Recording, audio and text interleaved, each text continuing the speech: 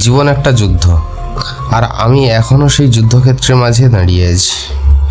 Part 2তে আপনারা শুনেছেন কিভাবে বাবার ঘামে ভিজে থাকা হাত আর অপমানের আগুন আমার বুকে নতুন একটা ঝড় তুলেছিল। কেউ আমার ওপর বিশ্বাস করেনি। সবার চোখে আমি ছিলাম একটা ব্যর্থ ছেলে, যে নাকি জীবনে কিছুই করতে পারবে না। তবুও বাবার সেই ক্লান্ত চোখ দুটো আমাকে বলেছিল, বাবা তুই হাল ছাড়বি না, তোর অপমান একদিন তোর শক্তি হবে। গল্প শুরু করার আগে সবার কাছে একটা অনুরোধ, চ্যানেলটিকে সাবস্ক্রাইব করে পাশে থাকবেন। তাহলে চলো আমি গল্পটি শুরু করছি। আজ আমি 20 বছরের এক সাধারণ গ্রামের ছেলে। এখনও অনেক কিছুই হয়নি আমার জীবনে, হয়তো মানুষের চোখে আমি এখনও কিছুই না।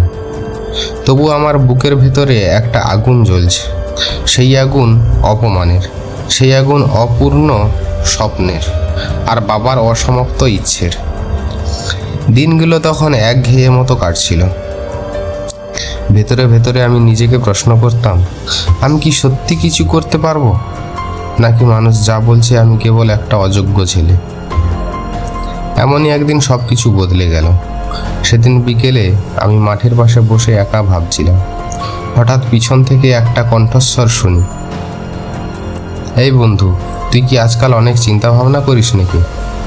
আমি ঘুরে দেখি ছোটবেলার বন্ধু সৌরভ, আমারই গ্রামের ছেলে, আমার বয়সী। কয়েক বছর শহরে থেকে কাজ করেছে, এখন আবার গ্রামে ফিরেছে। ও আমার পাশে এসে বসলো, কিন্তু ওর চোখ ছিল অন্যরকম একটা শান্তি, অন্যরকম একটা আত্মবিশ্বাস, যা আমার চোখে তখন ছিল না। ও হেসে বলল, তোর ভেতরে আগুন আছে রে ভাই, কিন্তু তুই আগুনটা কিভাবে ব্যবহার করতে হয় সেটা শিখিসনি এখন। আমি অবাক হয়ে তাকিয়ে রইলাম। আমি জিজ্ঞেস করলাম, তুই কি বোঝাতে চাইছিস? সৌরভ হাসলো আর বলল, হয়তো তুই এখনও বুঝিস নেই, কিন্তু তোর কথা শুনলে বোঝা যায় তুই হার মানার ছেলে না, শুধু তোর লড়াইটা এখনও ডিরেকশন পায়নি। সেদিন প্রথমবার কেউ আমার ভেতরের আগুনটা বুঝেছিল, কেউ আমার ভেতরে লুকিয়ে থাকা স্বপ্নটাকে খুঁজে দেখেছিল। আমি জানি না কেন, কিন্তু আমি ওর সামনে আমার সবটা খুলে বললাম কিভাবে বাবার অপমানের পর থেকে আমি ঘুমোতে পারিনি, কিভাবে প্রতিদিন মনে হয় কিছু একটা করতে হবে, কিন্তু বুঝতে পারিনি কিভাবে শুরু করব। সৌরভ চুপচাপ শুনছিল, তারপর বলল, তুই গ্রামে থেকেই নিজের কথা পুরো দুনিয়াকে শোনাতে পারিস। আজকাল ইউটিউব আছে, জানিস তো? আমি একটু দ্বিধায় পড়ে বললাম, কিন্তু আমার তো মোবাইলও ঠিকঠাক নেই, আর আমি কি পারবো? ও সরাসরি আমার চোখের দিকে তাকিয়ে বলল, স্বপ্ন তখনই সত্যি হয় যখন তুই প্রথম বিশ্বাস করিস তুই পারবি। সেদিন এই কথাটা আমার জীবন বদলে দেওয়া শুরু করলো। সেদিন সারা রাতটা আমি ঘুমাইনি। সৌরভের সেই কথাটা বারবার মাথায় বাজতে লাগলো। স্বপ্ন তখনই সত্যি হয় যখন তুই প্রথম বিশ্বাস করিস তুই পারবি। পরদিন সকালে আমার আর সৌরভের নতুন একটা প্ল্যান তৈরি হলো। ও বলল, বন্ধু তুই গল্প বলতে পারিস, তোকে শুনলে মনে হয় তোর কষ্টটাই তোর শক্তি। এই গল্পগুলো তুই ইউটিউবে বল, মানুষের হৃদয় ছুঁয়ে যাবে। প্রথমে আমি হাসলাম, মানুষ আমার কথা শুনবে? কিন্তু সৌরভ সিরিয়াস ছিল, বলল, মানুষ সবসময় বাস্তব চোখের জল খোঁজে, ফালতু হাসি না। তারপর শুরু হলো আমাদের চেষ্টা। সৌরভের একটা পুরনো স্মার্টফোন ছিল, স্ক্রিন একটু ফাটা, ক্যামেরা তেমন ভালো না, কিন্তু ও বলল এটাই আমাদের প্রথম অস্ত্র। আমরা সিদ্ধান্ত নিলাম আমি আমার জীবনের যন্ত্রণাগুলো গল্পের মতো করে বলবো। বাবার কষ্ট, অপমান, দরিদ্রতার লড়াই আর সেই সব কাহিনীগুলোর ভেতর একটা আশা যোগ করব। লড়াই থেমে যেতে পারে, কিন্তু স্বপ্নের মৃত্যু হওয়া উচিত নয়। আমি প্রথম ভিডিওটা রেকর্ড করলাম, গলা কাঁপছিল, কথা বলার মাঝখানে কয়েকবার চোখে জল চলে এলো। কিন্তু সৌরভ বলল, থামিস না, তোর কান্নাটার ভেতরেই তোর সত্যি লুকিয়ে আছে। প্রথম ভিডিওর নাম দিলাম, আমি কি কখনো জিততে পারবো?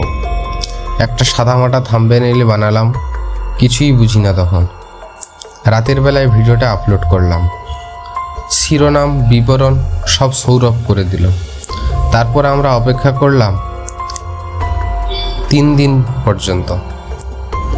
ফলাফল এলো মাত্র 15টা ভিউ আর একটা কমেন্ট। যন্ত্রণাটা যেন আবার ফিরে এলো। আমি হতাশ হয়ে ফোনটা বন্ধ করে দিলাম। বললাম, হবে না, মানুষ আমাকে দেখতে চায় না। কিন্তু সৌরভ আবার আমাকে থামালো। শোন বন্ধু, প্রথম বীজ বপন করার পর ফসল রাতারাতি ওঠে না, সময় লাগে, যত্ন লাগে, বিশ্বাস লাগে। ওর কথাগুলো আমার রাগে ভালো লাগছিল না, কিন্তু ভেতরে কোথাও যেন আগের সেই আগুনটা আবার টকবক করে উঠেছিল। দ্বিতীয় ভিডিও বানানোর আগে গ্রামের লোকেদের গল্প নিলাম। একজন বুড়ো কৃষকের লড়াই, একটা দরিদ্র শিশুর স্বপ্ন, একজন বাবার ত্যাগ, এবং শেষে একটা বার্তা: দরিদ্রতা আমাদের চেহারা ঠিক করতে পারে, কিন্তু স্বপ্নের সাইজ নির্ধারণ করতে পারে না। এই ভিডিওটা আমি যতটা আবেগ দিয়ে বানালাম, তার প্রতিটি শব্দের জন্য আমার বুকে খোদাই হয়েছিল। এইবার আমি কাঁদলাম, ক্লিপ কাটিনি, শুধু শেষে বললাম, হয়তো আমি এখনও জিতিনি, কিন্তু এবার আমি হেরে যাওয়ার ভয় পাই না। এবার দ্বিতীয় ভিডিও আপলোড হলো। প্রথম দিনে ভিউ 30টা, দ্বিতীয় দিনে 70টা, তৃতীয় দিনে 120। এবার কিছু কমেন্ট আসতে শুরু করলো। কমেন্টগুলো ছিল, ভাই চোখ ভিজে গেল। দ্বিতীয় কমেন্টটা ছিল, গল্পটা যেন আমার জীবনেরই মতো। তৃতীয়টা ছিল, আরও বলুন। এই 3টা কমেন্ট যেন আমার জীবনের প্রথম পুরস্কার ছিল। সেদিন রাতে আমি ঘুমাইনি। আমি শুধু আকাশের দিকে তাকিয়ে বলেছিলাম, বাবা, আমি আস্তে আস্তে আসছি, ধীরে হলেও আসছি। 1 সপ্তাহ আগেও আমি ভাবিনি একটা ক্যামেরা হাতে নিয়ে আবার স্বপ্ন দেখতে পারব। সৌরভ আর আরিবার পাশে থাকার কারণে মনে হয়েছিল হারটা হয়তো সবসময় শেষ না, কখনো কখনো নতুন লড়াইয়ের শুরু। এখানে আরিদ্রা হলো এক গ্রামের এক মেয়ে, আমার বাড়ির পাশেরই একজন মেয়ে। রাতে প্রথম ভিডিও আপলোড হয়েছে 24 ঘন্টায় 2500 ভিউ, 300টা লাইক, 50টি কমেন্ট। কমেন্টগুলো গল্প শুনে চোখে পানি এসে গেছে। গ্রামের লড়াই এমন সুন্দরভাবে কেউ দেখায়নি। দাদা চালিয়ে যান, আমরা পাশে আছি। আমি স্ক্রিনের দিকে তাকিয়ে অবাক হাসিতে বলি, এত মানুষ আমার ব্যথাকে বুঝলো। সৌরভ উচ্ছ্বসিতভাবে বলে, এটা তো শুরু ভাই, এবার আমরা ট্রেন্ড করব গ্রামের বাস্তব লড়াই দিয়ে। আরিবা ধীরে মাথা নেড়ে, আনসার এসেছে, এখন রাস্তাটা আরও কঠিন হবে। পরদিন সকালে গ্রামের কিছু লোক এসে বলে, তোমরা এসব ক্যামেরাবাজি করে গ্রামটার নাম খারাপ করবে? ইউটিউবে গেলে কেউ কি গ্রামের হাসি ঠাট্টা করবে না?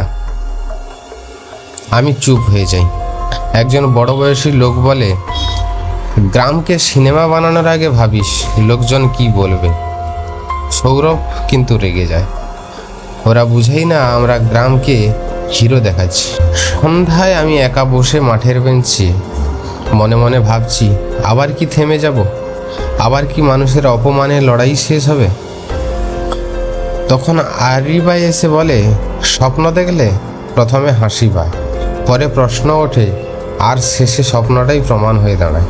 সৌরভ আমার পাশে বসে বলে, যদি তুই থেমে যাস, তাহলে যাদের চোখে তোর ভিডিও দেখে সাহস এসেছে ওরা হার মানবে। আমি গভীরভাবে শ্বাস নিয়ে বলি, এই লড়াইটা ইউটিউবের জন্য না, অপমানের আগুন থেকে উঠে দাঁড়ানোর জন্য। গ্রাম যদি ভুল বোঝে, আমি বোঝাবো আমরা গ্রামকে ছোট করছি না, গর্বিত করছি। আগামী ভিডিওটা শুধু একটা গল্প হবে না, এটা হবে উত্তর তাদের জন্য যারা ভাবে গ্রামের ছেলে স্বপ্ন দেখলে সেটা অপরাধ। অপমানের আগুন আমাকে ভেঙে দিয়েছিল এক সময়, কিন্তু সেই আগুনই একদিন আমাকে আলো দেখাবে, এটা হয়তো আমি বিশ্বাসই করতাম না যদি না লড়াই শুরু করতাম।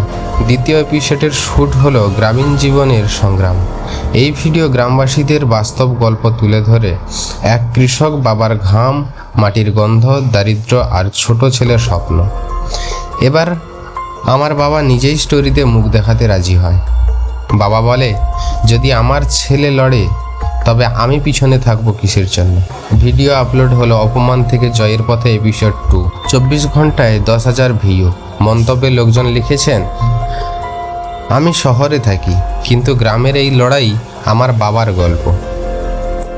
আরেকজন লিখেছেন, দাদা ভাই আপনি শুধু কন্টেন্ট না গল্পের মধ্যে শক্তি দিচ্ছেন। আরেকজন লিখেছেন, গ্রামের ছেলে হিরো হচ্ছে। এরকম আরও অনেক কমেন্ট ছিল। গ্রামবাসীদের মানসিক পরিবর্তন। একদিন বাজারে আমি খেয়াল করি, আগে যারা অপমান করত এখন তারা বলে, বাবু তোর ভিডিওতে আমাদের মাটির গল্প আছে, তুই চালিয়ে যা, কোনো দরকার হলে বলিস।